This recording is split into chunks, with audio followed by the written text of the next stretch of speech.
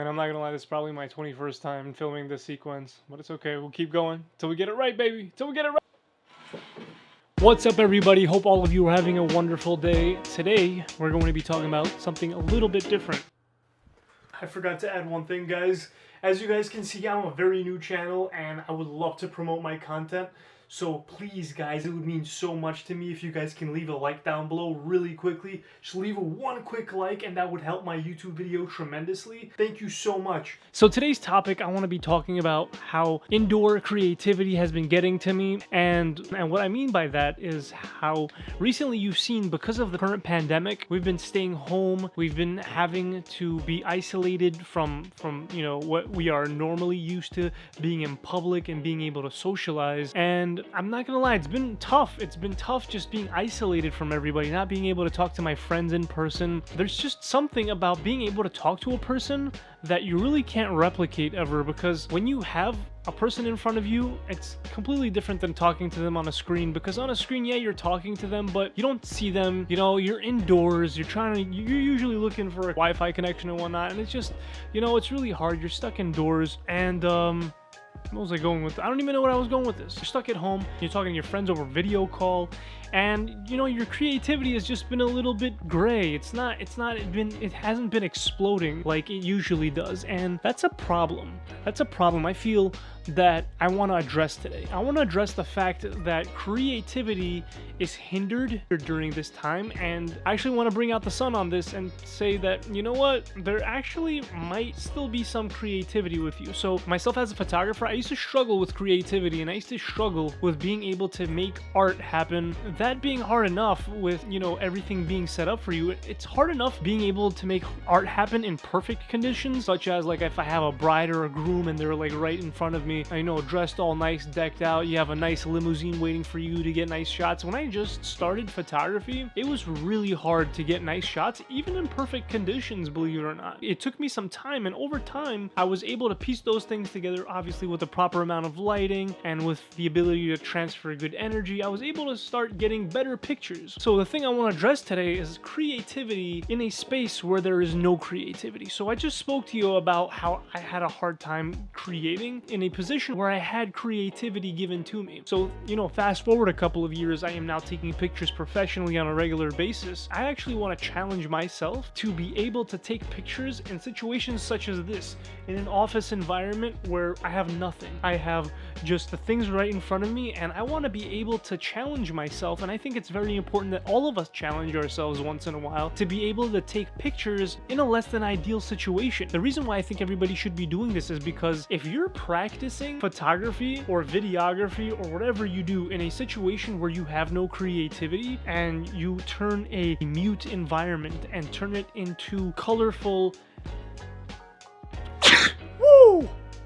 What was I saying? You take what is an environment of not being able to have any creativity and you work past that. What I would love to work on personally for myself is to not only be able to take pictures in ideal circumstances, which when you watch a YouTube video, you see this where photographers show how they get creative shots, but you realize that all the circumstances are so ideal. The sun is out, or it's super cloudy that day, nice and beautiful, and diffusing the scene nice and perfectly, and you have a model dressed up, ready to go, ready to take some shoots.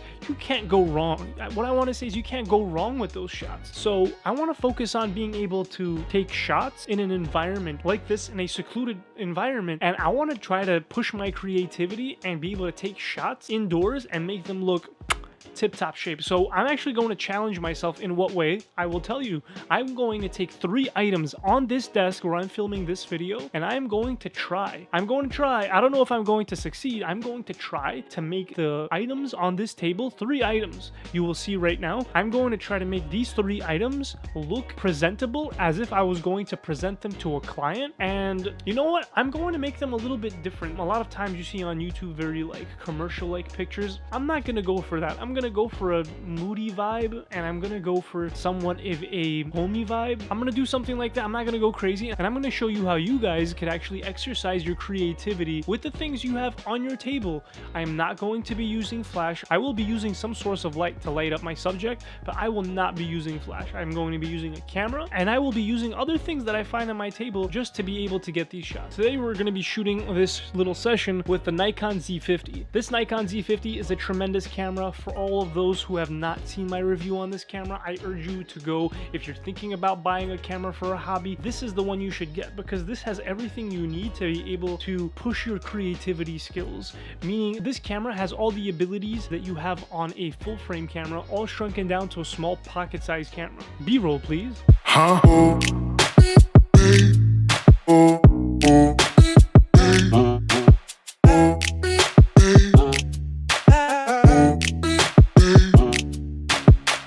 This is a Lego Spider-Man that I assembled during this quarantine because I was bored out of my mind. So I bought a Lego Spider-Man for $10 and assembled it and figured, you know, it could stay on. And ever since, it's been staying on my desk. So we're going to be using this as one of the items on my table. So before we actually start shooting, I actually want to set up my camera. I'm going to do that and put this little Spider-Man aside. So like I said, we're going to be shooting with the Nikon Z50. This is actually not going to be the lens that we use. We're not going to be using the kit lens. We're actually going to be using an F-mount 35mm lens. And we're going to be using this for the reason of this actually goes down to 1.8, and this lens has an aperture of about 6.3 when it's zoomed out all the way, which is, you know, it's cool. We can make it work, but, you know, just for the sake of this video and for the sake of being able to push your creativity, I actually want to use a lens that I feel comfortable and I don't want to really limit myself. So this lens, actually, if you go out and get it, this lens will cost you, if you buy it new, I think it's on sale right now for $175 US. $100 prime lens, you can't go wrong with it. So 35, you put that on a crop sensor, it's actually going to turn into a 50mm 1.8. We're also going to be using the Nikon FTZ adapter. So we're going to be using this adapter because without this adapter, Z-mount cameras do not take F-mount without this adapter. By the way, this is a beast. This is a lens blower. This is king. This blows all the dust off of your lenses, so you make sure you don't get any dust in your camera. So we're going to slap this bad boy on. Gonna power it on. We're gonna take this cap off because if we don't, we're gonna get terrible shots. What do I want to do with this image actually is I'm gonna pose my subject the way I want it, and I'm actually going to go for something funky. I think I'm gonna go for making him do a handstand. Hope that stays. So we've successfully got this toy to do a handstand for me. You guys don't see this area right here, but right here is my screen, and I'm actually going to be using it as kind of a background. That's going to give me a little bit more creativity to work with so that I at least have a background to shoot with.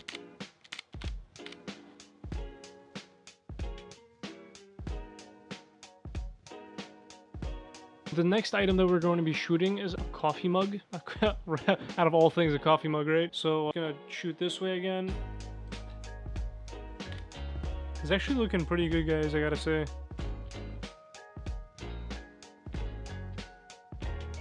So last thing I chose today is actually something fairly simple and just one of those things that lays down probably on every photographer's desk, and that's just a loose memory card. So the way I'm going to set this shot up is actually I'm going to use the case also, because technically this was on my desk, even though this got some accent LEDs here. You got that green light flowing from top. By the way, I'm totally using live view, so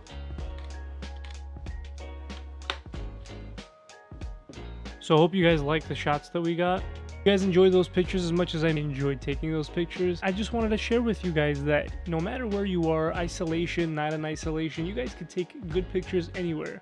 This took me maybe 5 minutes to set up and I was just ready to go, because the more you practice being able to take pictures and do creativity in spontaneous places, the better it's going to be for you in the long run, because you're going to be able to have that trait of being able to take pictures anywhere, to be able to shoot video anywhere and be able to get that nice shot no matter what. And you could do it in the style that you want. What's beautiful about this is the longer that you do this, you actually start to develop your own style, and that's beautiful because that's unique to you. That is art. That is photography. When you're able to have your own unique style, when people see that, they're like, oh, Gary shot that, I know it. Hope you guys enjoyed this video. Please leave a like, and that would do tremendous for me for the YouTube algorithm. If you haven't already, please subscribe. If you have any questions, please leave a comment down below. I would love to get back to you. Hit that little notification notification icon so you could get the latest videos that I put out. I'm trying to put out as much content as possible recently. I hope you guys enjoy watching what I put out. Anyway, till next time, guys, I will see you in the next video.